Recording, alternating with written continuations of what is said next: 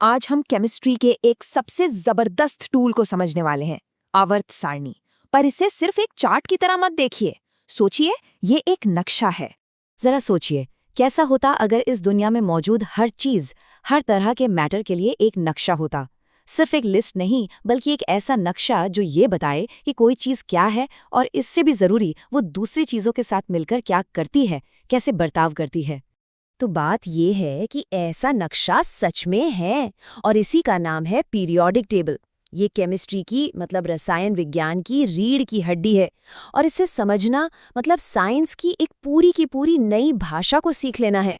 तो चलिए इस नक्शे को जरा खोल कर देखते हैं कि ये हमें बताता क्या क्या है।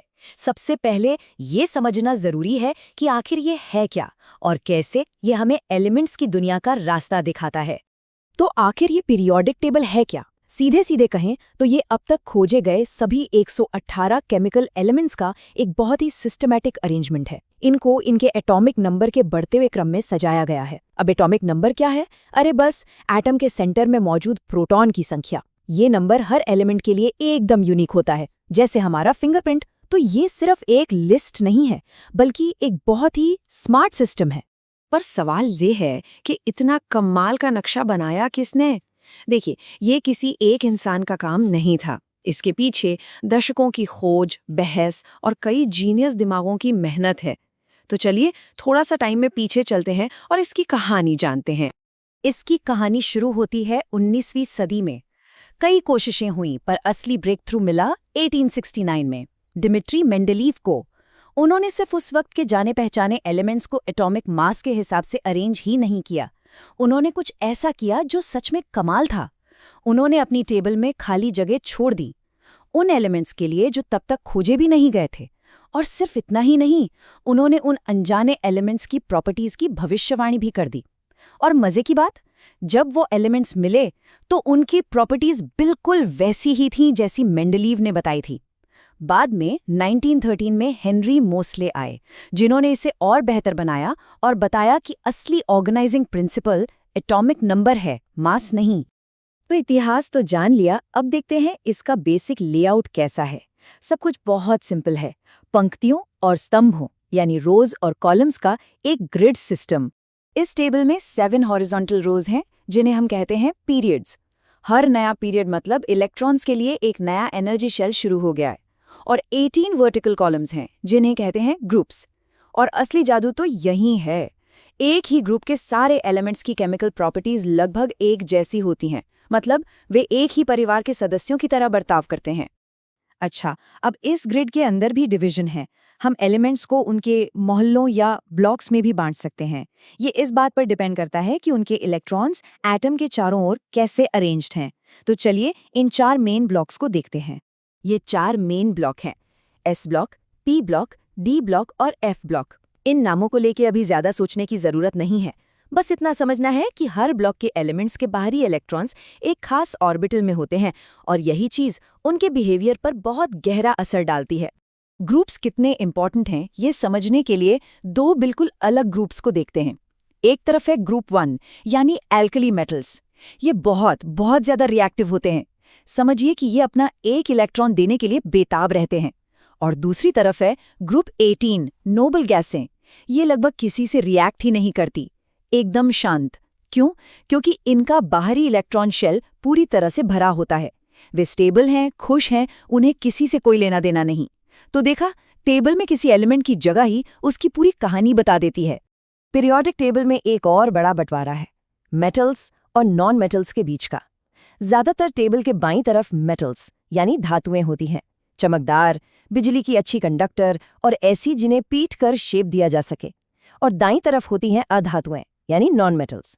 ये भंगुर होती हैं, टूट जाती हैं और बिजली की अच्छी कंडक्टर भी नहीं होती। ठीक है, तो अब आते हैं असली राज पर।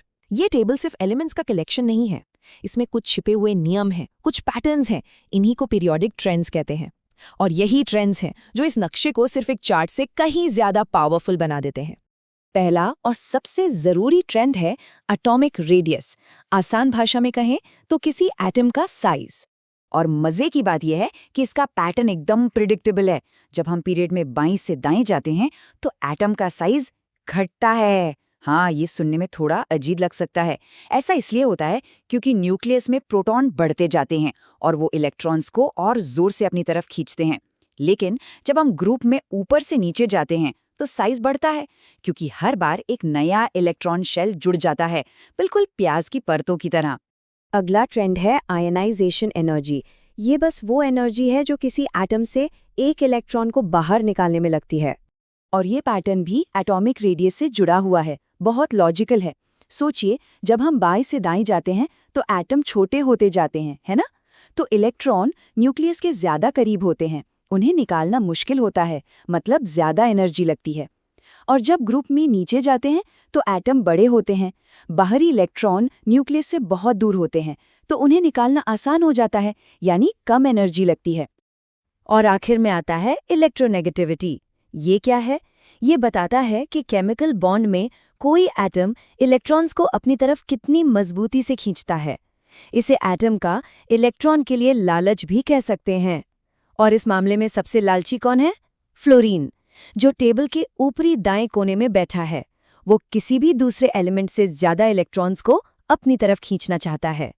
तो इन सब नियमों और ट्रेंड्स का क्या मतलब है? हमें इनकी परवाह क्यों करनी चाहिए? खैर, करनी चाहिए, क्योंकि इस नक्शे का हमारी असल दुनिया पर बहुत बहुत बड़ा असर है। देखिए, ये सिर्फ किताबों की बातें नहीं हैं। इसी नक्शे की मदद से हम केमिकल रिएक्शंस को समझ पाते हैं, उन्हें कंट्रोल कर पाते हैं। इसी की वजह से हम नई दवाइयां डिजाइन कर सकते हैं, मजबूत और हल्के मटेरियल्स बना सकते हैं, यहाँ तक कि उन नए एलिमेंट्स की प्रॉपर्टीज का अंदाजा भी लगा सकते हैं जिन्हें हम लैब में बना रहे हैं। मटीरियल साइंस से लेकर एनवायरमेंटल स्टडीज तक हर चीज की बुनियाद यही है। इस नंबर को देखिए, 14। ये एटॉमिक नंबर है सिलिकॉन का। सिलिकॉन एक मेटलॉइड है, यानी ये मेटल्स और नॉन मेटल्स के बीच की बॉर्डर लाइन पर रहता है, और यही छोटा सा एलिमेंट अपनी इसी खास जगह की वजह से हमारी पूरी मॉडर्न दुनिया की नींव है। हमारे फ़ोन, हमारे कंप्यूटर्स, इन सब में जो सेमीकंडक्टर लगे हैं वो इसी सिलिकॉन से बनते हैं। ये इन्फॉर्मेशन को इसलिए कंट्रोल कर पाता है क्योंकि ये न तो परफेक्ट कंडक्टर है और ना ही परफेक्ट इंसुलेटर। लेकिन इस टेबल की समझ सिर्फ यहीं तक सीमित नहीं है।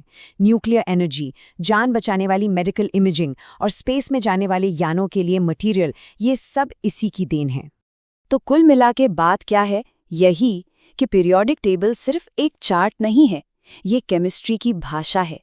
ये हमें एलिमेंट्स की कहानी सुनाती है कि वो कौन है, कैसे बर्ताव करते हैं और एक दूसरे के साथ मिलकर क्या कुछ बना सकते हैं। और इसीलिए कहा जाता है कि आवर्त सारणी रटने की नहीं, समझने की चीज है। जब इसके पैटर्न, इसकी भाषा और इसकी कहानी समझ आने लगती है तो सिर्फ केमिस्ट्री के ही नहीं बल्कि हमारे चारों ओर की पूरी दुनिया के राज खुलने लगते हैं। इस सफर में शामिल होने के लिए शुक्रिया।